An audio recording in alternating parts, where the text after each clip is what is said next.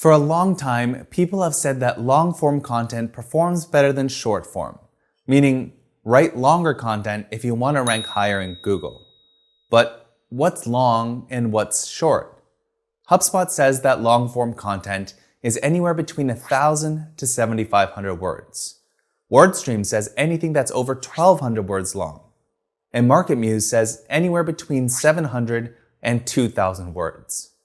You see, there's no such thing as an optimal blog post length or a threshold in terms of word count. I mean, we can't even seem to agree on what long form even means. Now, because there's hundreds, maybe even thousands of articles recommending to publish long form content for your greatest chance at success, we wanted to put this myth to rest. So in this video, we'll put some common misconceptions around blog post length to rest, backed by an analysis of 900 million pages of content. Stay tuned.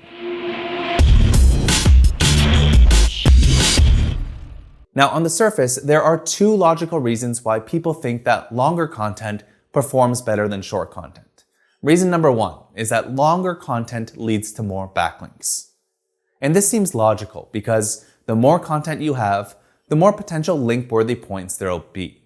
But our analysis of 900 million pages doesn't exactly support this theory. We found a clear positive correlation between word count and referring domains for content that's up to 1,000 words long. But if we zoom out, you'll actually see that there's a strong negative correlation between backlinks and word count for content over 1,000 words. Now, our theory is that the correlation partly comes down to a balance between thoroughness and succinctness.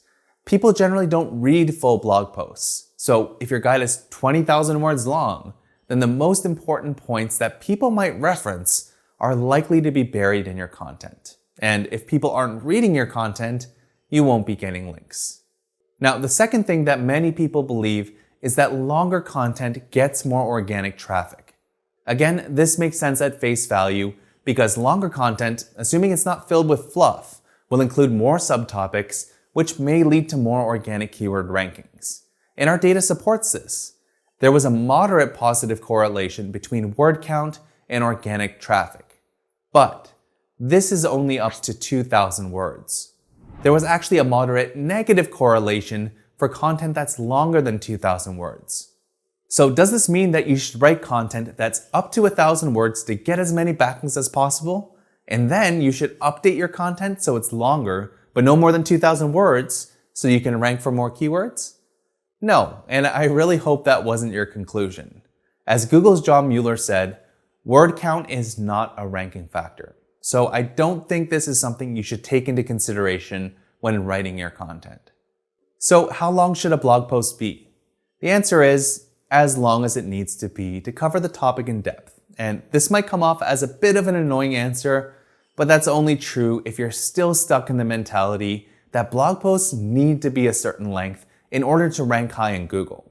Fortunately, there are content writing processes that are going to naturally guide you to an optimal blog post length. And we have a full video on content writing for SEO, which will walk you through this process and come to your as long as it needs to be answer. I highly recommend watching that video, and I'd love to hear your comments on whether you think long form content is still the route you should go when writing blog posts. I'll see you in the next tutorial.